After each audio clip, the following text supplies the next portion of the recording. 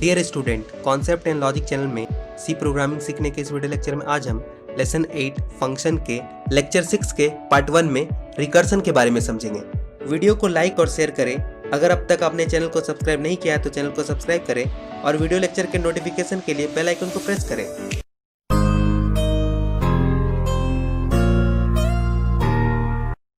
अगर आपने अब तक lesson 1 introduction to C, lesson 2 basics of C, lesson 3 arithmetic instructions, lesson 4 selection statements, lesson 5 iterative statements, lesson 6 arrays, lesson 7 string के 7 video lecture और lesson 8 function के lecture 1 function, lecture 2 types of function, lecture 3 types of variable, lecture 4 function and array, lecture 5 function and string के video lecture को नहीं देखा है तो इसका लिंक मैं डिस्क्रिप्शन में शेयर कर रहा हूँ, या फिर आप हमारे चैनल के प्लेलिस्ट से जाकर वीडियो लेक्चर को देख सकते हैं। Lecture 6 part 1 recursion. आज की वीडियो लेक्चर का ऑब्जेक्टिव एंड कंटेंट्स। आज के वीडियो में हम रिकर्सन के बारे में समझेंगे, रिकर्सन में होने वाले स्टैक ओवरफ्लो को समझेंगे, रिकर्सन के वर्किंग को समझेंगे, रिकर्सन के यूज को समझेंगे, एग्जाम्पल और प्रैक्टिकल भी होगा और वीडियो लेक्चर के अंत में आपके लिए क्वेश्चन भी होगा और उस क्वेश्चन का सही जवाब देकर आप सी लैंग्वेज की सीरीज के अंत में एक प्राइज भी जीत सकते हैं। तो चलिए वीडियो लेक्चर को एंजॉय करते हैं। रिकर्सन फंक्शन डायरेक्ट या इनडायरेक्ट अगर खुद को कॉल करे तो उसे हम रिकर्सन कहते हैं और उस फंक्शन को हम रिकर्सिव फंक्शन कहेंगे। रिकर्सिव फंक्शंस प्रोसेस को रिपीट करता है।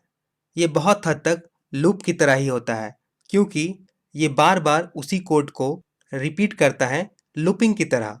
रिकर्सन प्रोग्राम में लूपिंग स्ट्रक्चर को एलिमिनेट्स करता है। रिकर्सन स्टैक मैकेनिज्म पे काम करता है और स्टैक मेमोरी को फॉलो करता है। चलिए रिकर्सन को हम एक एग्जांपल से समझते हैं। जैसा कि आप स्क्रीन पे देख रहे हैं, मैंने कोड ब्लॉक आईडी को ओपन कर रखा है और फाइल को भी सेव कर रखा है रिकर्सन टेस्ट डॉट सी के नाम से। और सबसे पहले मैं यहाँ पर हेडर फाइल डिक्लेयर कर देता हूँ। मैंने लिखा हैश include include stdio.h और उसके बाद मैं मेन फंक्शन को डिफाइन कर रहा हूँ void main। Now main function का बॉडी स्टार्ट कर लेता हूँ, कर्ली ब्रेसेस ओपन क्लोज और सिंपली अभी मैं यहाँ पे लिख देता हूँ एक मैसेज printf और यहाँ सिंपली मैं लिख देता हूँ slash n new line create करके hi from main now semicolon. अब मैं यहाँ पर एक फंक्शन डिफाइन करने जा रहा हूँ रिटर्न टाइप void और फंक्शन का नाम मैंने रख दिया रिकर्सन। और इस तरह से मैंने रिकर्सन नाम का एक फंक्शन डिफाइन किया, curly braces open close, body start हो गया है। ना इसके अंदर मैं एक printf में मैसेज लिख रहा हूँ डबल कोटेशन के अंदर न्यू लाइन क्रिएट करने के बाद रिकर्सन फंक्शन।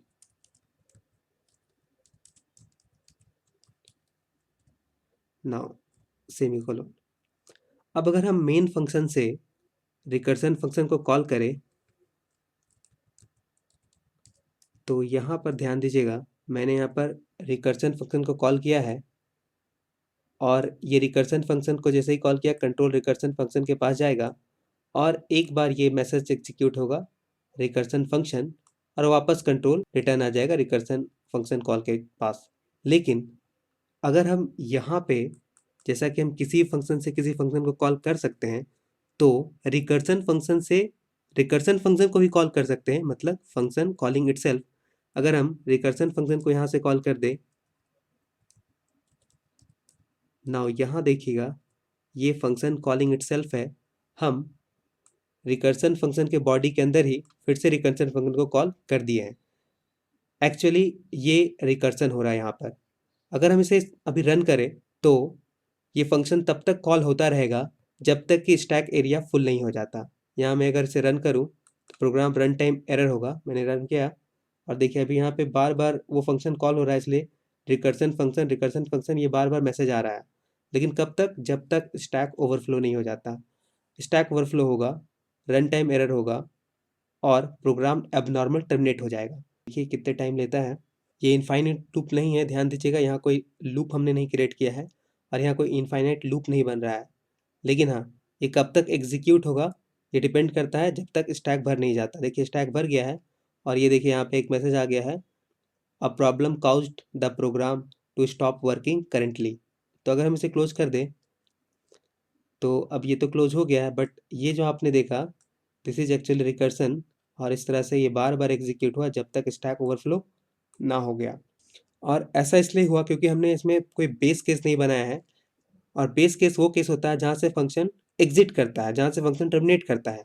चलिए हम इसे एक एग्जाम्पल में देखते हैं बेस केस कैसे बनाएंगे, और एक एग्जाम्पल हम देखने जा रहे हैं जिसमें हम रिकर्सन से फैक्टोरियल फाइंड करेंगे। स्टैक ओवरफ्लो इन रिकर्सन। बेस केस को समझने से पहले हम अभी जो हमने प्रोग्राम में स्टैक ओवरफ्लो को देखा, उसके फ्लो ऑफ एग्जीक्यूशन को स्टैक एरिया में एनिमेशन से समझते हैं। जैसा कि C programming stack based programming है, मतलब अगर हम किसी फंक्शन को कॉल करते हैं तो स्टैक एरिया में उसका स्टैक फ्रेम बनता है और लॉजिक एग्जीक्यूट होता है। मतलब अगर हम रिकर्सन पे ध्यान दें तो फंक्शन कॉलिंग इटसेल्फ, और अगर कोई फंक्शन खुद को ही कॉल करे तो वो कंटिन्यूअसली स्टैक बनाने लगेगा जब तक कि स्टैक ओवरफ्लो नहीं हो जाता। जैसा कि इस प्रोग्राम में हमने मेन फंक्शन से एक फंक्शन को कॉल किया जिसका नाम रिकर्सन है। हमने फंक्शन का ही नाम रिकर्सन रखा है, और रिकर्सन फंक्शन में भी हमने रिकर्सन फंक्शन को कॉल किया है। तो ये पहला फंक्शन कॉल है जो कि मेन फंक्शन से हमने रिकर्सन फंक्शन को कॉल किया, और ये फंक्शन कॉलिंग इटसेल्फ है। राइट साइड में ध्यान दीजिएगा, ये स्टैक एरिया है जहाँ पे हम फंक्शन के एग्जीक्यूशन को स्टैक में समझेंगे। तो सबसे पहले मेन फंक्शन का स्टैक बनेगा, और जैसा कि हमने मेन फंक्शन से रिकर्सन फंक्शन को कॉल किया है तो कंट्रोल रिकर्सन फंक्शन के पास जाएगा और रिकर्सन फंक्शन का स्टैक बनेगा। और इस रिकर्सन फंक्शन का जब लॉजिक एग्जीक्यूट होगा तो इसमें हमने फिर से रिकर्सन फंक्शन को कॉल किया है। नाउ फिर से रिकर्सन फंक्शन कॉल होगा और स्टैक एरिया में उसका स्टैक बनेगा। कंट्रोल वापस रिकर्सन फंक्शन के पास आएगा, देन आफ्टर फिर से रिकर्सन फंक्शन कॉल होगा और उसका स्टैक बनेगा, और ये स्टैक तब तक कंटिन्यूसली स्टैक एरिया में बनता जाएगा जब तक कि स्टैक ओवरफ्लो ना हो जाए। जैसे ही स्टैक ओवरफ्लो हो जाएगा तो रन टाइम एरर होगा और प्रोग्राम एबनॉर्मल टर्मिनेट होगा। तो इस तरह से हमने समझा, अगर किसी फंक्शन के अंदर उस फंक्शन को कॉल कर रहे हैं और हमने अगर इसमें बेस केस मतलब एग्जिट केस को नहीं लगाया है तो ये स्टैक ओवरफ्लो तक चलेगा। चलिए अब हम समझते हैं बेस केस क्या होता है। Base case and recursive case. Recursive function में बेस केस और रिकर्सिव केस होना मस्ट है।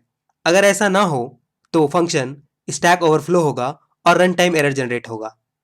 अगर हम बात करें बेस केस की, बेस केस वो केस है जहां से फंक्शन रिकर्सन करना स्टॉप करता है। मतलब बेस केस के बाद फंक्शन फिर से रिकर्सन नहीं करता है। अगर हम रिकर्सिव केस को समझे, इस केस में फंक्शन खुद को फिर से कॉल करता है ताकि सब टास्क को परफॉर्म किया जा सके। अगर हम इसे एक एग्जांपल से समझे तो राइट साइड में जो आप फंक्शन देख रहे हैं ये एक रिकर्सिव नेचर का फंक्शन है जिसमें फन फंक्शन को फिर से कॉल किया जा रहा है। और इस रिकर्सिव फंक्शन में ये जो आप केस देख रहे हैं रिटर्न एन, ये बेस केस है। यहाँ से फंक्शन रिकर्सन नहीं करेगा और ये वैल्यू वापस रिटर्न फाइनल जहाँ फंक्शन कॉल हुआ है वहाँ रिटर्न जाएगा।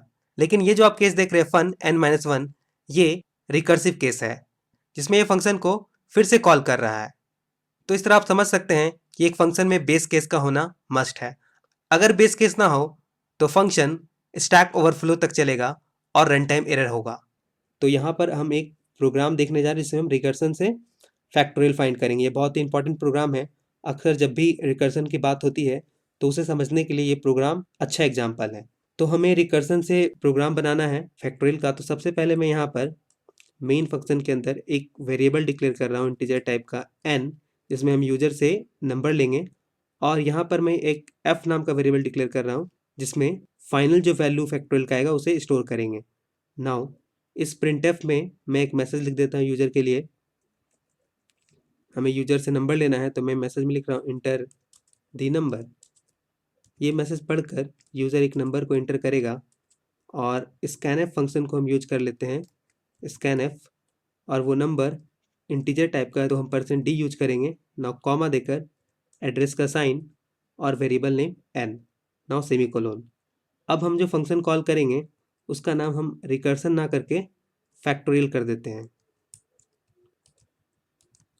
फैक्टोरियल नाम का ये फंक्शन।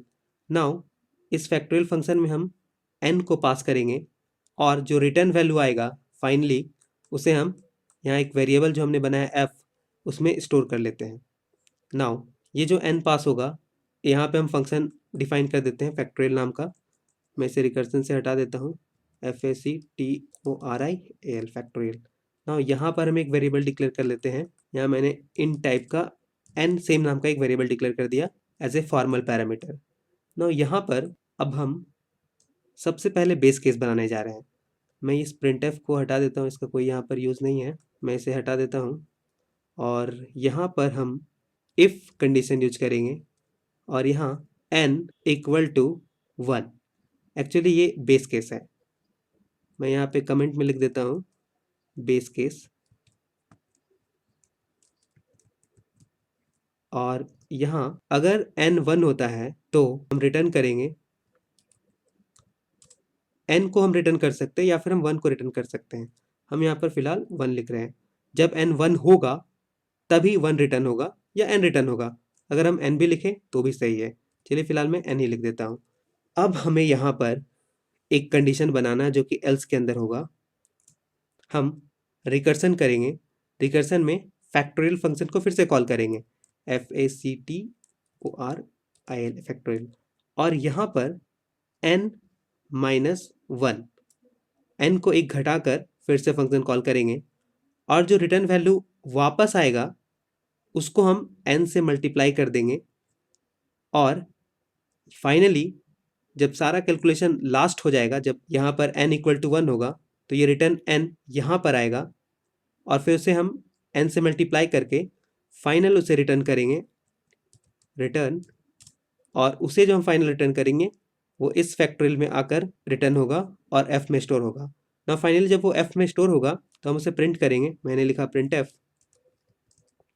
और फाइनल फैक्टोरियल का जो वैल्यू है मैं यहाँ पे एक न्यू लाइन क्रिएट कर देता हूँ और यहाँ लिख देता हूँ SCTOR फैक्टोरियल ऑफ, तो d नाउ कोलोन के बाद एक और %d, ये फैक्टोरियल के लिए होगा और पहला वाला %d n के लिए है। पहला वाला n के लिए, इसके लिए हम n लिख देते हैं। नाउ दूसरा वाला जो f के लिए, उसके लिए हम f लिख देते हैं। Now semicolon. यहाँ पे फैक्टोरियल का प्रोग्राम रिकर्सन से बिल्कुल कंप्लीट है। हो सकता है आपको पूरा क्लियर नहीं होगा, इसके ड्राई रन में हम इसे समझेंगे कि ये कैसे एग्जीक्यूट हो रहा है और फैक्टोरियल कैसे वर्क करता है। फिलहाल अभी हम इसे रन करके देखते हैं। 1 मिनट ध्यान दीजिएगा, यहाँ पे एक एरर आया है। एक्चुअली हमने यहाँ पर फंक्शन का रिटर्न टाइप चेंज नहीं किया है, हम यहाँ इंटीजर को रिटर्न कर रहे हैं तो हम यहाँ इंट लिखेंगे। नाउ चलिए, अब मैंने इंट लिख दिया है, फंक्शन का रिटर्न टाइप इंट। अब हम इसे अगर रन करें तो देखिए यहाँ पर क्या आ रहा है, इंटर द नंबर। मैंने नंबर इंटर किया 5, 5 का फैक्टोरियल 120 होता है। अगर हम इंटर करें तो हमें आउटपुट में क्या मिला, 5 का फैक्टोरियल 120। अगर मैं यहाँ पर एक और एग्जांपल रन करके देखता हूँ, मैंने इंटर किया यहाँ पर इंटर द नंबर में 4, तो हमें क्या मिला output, factorial of 4 equal to 24। तो इस तरह से हमने देखा कैसे फैक्टोरियल का प्रोग्राम हम बना सकते हैं, लेकिन हमें इस प्रोग्राम का ड्राई रन को समझना है जो इंपॉर्टेंट है, जिससे हम रिकर्सन को समझ सकें। तो चलिए हम इसके ड्राई रन को समझते हैं और उसमें हम स्टैक में भी ड्राई रन को समझेंगे और साथ ही साथ प्रोग्राम के एग्जीक्यूशन को भी समझेंगे। Dry run of factorial of number using recursion in stack. जैसा कि हमने जो भी फैक्टोरियल का प्रोग्राम बनाया था उसका हम ड्राई रन देखने जा रहे हैं और वो भी हम स्टैक में देखेंगे, जिससे कि आपको क्लियर समझ में आए कि फैक्टोरियल कैसे वर्क करता है। क्योंकि यहाँ पे फंक्शन कॉलिंग हो रहा है, इसलिए हमें इसे स्टैक एरिया में देखना जरूरी है। लेफ्ट साइड में देखिए, ये फैक्टोरियल का प्रोग्राम है जिसे अभी हमने रिकर्सन से बनाया था, और राइट साइड में स्टैक एरिया है और ये मेन फंक्शन है और ये फैक्टोरियल फंक्शन। मेन फंक्शन से हमने फैक्टोरियल फंक्शन को कॉल किया है और जैसा कि हमें पता है मेन फंक्शन ऑटोमेटिकली कॉल होता है और सबसे पहले मेन फंक्शन का स्टैक एरिया में बनेगा। नाउ मेन फंक्शन का स्टैक बनेगा और इन टाइप के n और f नाम के दो वेरिएबल के मेमोरी लोकेशन क्रिएट होंगे। नाउ जैसे ही printf फंक्शन एग्जीक्यूट होगा, इंटर द नंबर मैसेज आएगा यूजर के लिए। हम यहाँ पर एक नंबर एग्जांपल में ले रहे हैं। लेट अस सपोज यूजर ने इंटर किया 3। नाउ 3 n में स्टोर होगा। नाउ अब मेन फंक्शन से फैक्टोरियल फंक्शन कॉल होगा। जैसा कि आप देख रहे हैं यहाँ पर फैक्टोरियल फंक्शन कॉल हुआ और यहाँ n का वैल्यू पास हो रहा है। अभी n में 3 है और फैक्टोरियल फंक्शन जब कॉल हो रहा है तो n में 3 पास हो रहा है। जैसे ही फैक्टोरियल फंक्शन कॉल होगा, फैक्टोरियल फंक्शन का स्टैक एरिया में क्रिएट होगा। ये जो हमने n का वैल्यू 3 पास किया था, यहाँ पे हमने फॉर्मल पैरामीटर में n वेरिएबल डिक्लेयर किया है। n का मेमोरी लोकेशन क्रिएट होगा और ये 3 n में जाकर स्टोर होगा। नाउ अब इफ कंडीशन सबसे पहले चेक होगा, जिसमें हमने लिखा है n equal to 1। Now n का वैल्यू अभी 3 है, 3 इक्वल टू 1 ये फॉल्स होगा। और जैसे ही इफ का कंडीशन फॉल्स होगा, एल्स पार्ट में यहाँ पर फिर से फैक्टोरियल फंक्शन कॉल हुआ है। n का वैल्यू 3 है और 3 माइनस 1 2, मतलब इस बार जो फैक्टोरियल फंक्शन कॉल होगा उसमें n का वैल्यू 2 पास होगा। नाउ जैसे ही फिर से फैक्टोरियल फंक्शन कॉल होगा, फिर से एक स्टैक एरिया में फैक्टोरियल फंक्शन का ब्लॉक बनेगा। ध्यान दीजिएगा, अभी n इंटू फैक्टोरियल का वैल्यू, ये ऑपरेशन पेंडिंग है, इसलिए स्टैक एरिया से ये फंक्शन अभी डिस्ट्रॉय नहीं होगा। और अब जो हमने n का वैल्यू पास किया है एज एक्चुअल पैरामीटर, वो फैक्टोरियल के नए वेरिएबल जो यहाँ पर क्रिएट हुआ है n, इसमें जाकर स्टोर होगा। नाउ अब n का वैल्यू 2 है, फिर से इफ का कंडीशन चेक होगा, n इक्वल टू 1, n का वैल्यू 2 है, 2 इक्वल टू 1, ये कंडीशन फॉल्स होगा और फंक्शन फिर से एल्स ब्लॉक को एग्जीक्यूट करेगा। और एल्स ब्लॉक में फैक्टोरियल फंक्शन फिर से कॉल हो रहा है n-1 के साथ, और n का वैल्यू 2 है तो 2 - 1 ना 1। नाउ फैक्टोरियल फंक्शन कॉल होगा और इसमें जो एक्चुअल पैरामीटर होगा इस बार 1 होगा। नाउ फिर से एक फैक्टोरियल फंक्शन का स्टैक बनेगा। इस बार एक्चुअल पैरामीटर में n का वैल्यू 1 है और फॉर्मल पैरामीटर में फिर से एक n वेरिएबल डिक्लेयर होगा और इस n में 1 स्टोर होगा। नाउ फिर से इफ का कंडीशन चेक होगा, n इक्वल टू 1, और जैसा कि n का वैल्यू 1 है, 1 इक्वल टू 1, ये कंडीशन ट्रू होगा। अब बहुत ही इंपॉर्टेंट पॉइंट है जो हमें समझना है, तो यहाँ पर रिटर्न 1, यानी ये 1 का वैल्यू रिटर्न होगा। और फंक्शन लास्ट कहाँ पे कॉल हुआ है? ये फंक्शन लास्ट यहाँ पे कॉल हुआ है, मतलब ये रिटर्न 1 यहाँ पर जो फंक्शन कॉल हुआ यहाँ पर आएगा। नाउ फाइनली ये स्टैक एरिया से डिस्ट्रॉय होगा और रिटर्न वैल्यू 1 और यहाँ पर n का वैल्यू 2 है। जब ये दोनों मल्टीप्लाई होगा, फाइनली इसका वैल्यू 2 होगा। अब ये जो रिटर्न वैल्यू 2 है, जहाँ से फंक्शन कॉल हुआ था, यहाँ पर रिटर्न आएगा। ना ये जो ब्लॉक है वो डिस्ट्रॉय होगा और ये जो रिटर्न वैल्यू 2 है, 2 मल्टीप्लाई यहाँ पर n का वैल्यू 3 है। ना जब ये दोनों मल्टीप्लाई होगा, दैट मीन्स 2 × 3, ये 6 होगा। नाउ अब जो ये रिटर्न 6 है, वो फाइनली जहाँ से फंक्शन स्टार्टिंग में कॉल हुआ था, वो मेन से कॉल हुआ था और मेन में रिटर्न होगा। तो फाइनली 6 यहाँ पर रिटर्न होगा और ये जो स्टैक है फाइनली डिस्ट्रॉय होगा और ये 6 value return value variable f में जाकर स्टोर होगा। और इस तरह अब हमें जो आउटपुट मिलेगा, factorial of 3 6, finally main function का जो स्टैक है वो डिस्ट्रॉय होगा। तो इस तरह हमने समझा कि कैसे रिकर्सन वर्क करता है इन स्टैक। कोई भी रिकर्सन का प्रोग्राम हो, अगर आप इस तरह से ड्राई रन करेंगे तो उसे समझना आसान होगा। वर्किंग ऑफ रिकर्सन, तो अगर हम पॉइंट टू पॉइंट रिकर्सन के वर्किंग को समझे तो सबसे पहला पॉइंट हम ये समझते हैं कि रिकर्सन फंक्शन जो होता है वो प्रोग्राम को सब प्रोग्राम में या सब टास्क में डिवाइड कर देता है। हमने जो स्टैक के ब्लॉक देखा था, जब बार बार फंक्शन कॉल हो रहा है तो वो जो स्टैक बन रहा है वो एक तरह का सब प्रोग्राम है, जिसमें प्रोग्राम सब पार्ट में डिवाइड हुआ है। रिकर्सन फंक्शन में टर्मिनेशन कंडीशन का होना मस्ट है। अगर हम टर्मिनेशन कंडीशन ना यूज करें तो आपने भी देखा क्या हुआ था, रिकर्सन तब तक चलता रहा जब तक कि स्टैक ओवरफ्लो ना हो गया। टर्मिनेशन कंडीशन का यूज रिकर्सन को स्टॉप करने के लिए किया जाता है और फाइनल रिजल्ट जो फंक्शन कॉल होता है उसमें रिटर्न होता है। तो हमें रिकर्सन का प्रोग्राम बनाते समय ये बिल्कुल केयरफुली ध्यान देना है कि हम एग्जिट कंडीशन उसमें डिफाइन करें। अगर हम रिकर्सन के प्रोग्राम में एग्जिट कंडीशन डिफाइन ना करें तो रन टाइम एरर ऑकर्ड होगा और प्रोग्राम एबनॉर्मली टर्मिनेट कर जाएगा। यूज ऑफ रिकर्सन, अगर हम रिकर्सन के यूज को समझे तो रिकर्सन बहुत ही यूजफुल है एक क्लियर, शॉर्ट और सिंपल प्रोग्राम को लिखने में। रिकर्सन का यूज हम सभी प्रॉब्लम्स में नहीं कर सकते हैं, लेकिन ये बहुत ही यूजफुल होता है ऐसे टास्क को डिफाइन करने में जिसे हम सिमिलर सब टास्क में डिवाइड कर सके। ऐसे प्रॉब्लम जिसे हम रिकर्सिवली सॉल्व करते हैं उसे हम इटरेशन द्वारा भी सॉल्व कर सकते हैं, मतलब लूप से भी हम उस प्रॉब्लम को सॉल्व कर सकते हैं। बट ऐसा जरूरी नहीं है कि लूप से सॉल्व किए गए सारे प्रॉब्लम को हम रिकर्सन से सॉल्व कर सके। रिकर्सन बहुत ही यूजफुल है मैथमेटिकल प्रॉब्लम को सॉल्व करने के लिए, जैसे कि नंबर का फैक्टोरियल फाइंड करना, फिबोनाची सीरीज को जनरेट करना, एक्सेट्रा। रिकर्सन को हम सॉर्टिंग, सर्चिंग और ट्रैवलर्स प्रॉब्लम में भी यूज कर सकते हैं। नाउ आज के वीडियो लेक्चर का क्वेश्चन है which of the following if we do not define base case condition in recursive function. मतलब आपको बताना है कि अगर हम रिकर्सिव फंक्शन में बेस केस कंडीशन को डिफाइन ना करें तो इनमें से क्या होगा। आपके ऑप्शन है A normal execution, B infinite execution, C stack overflow error और डी नन ऑफ दीज।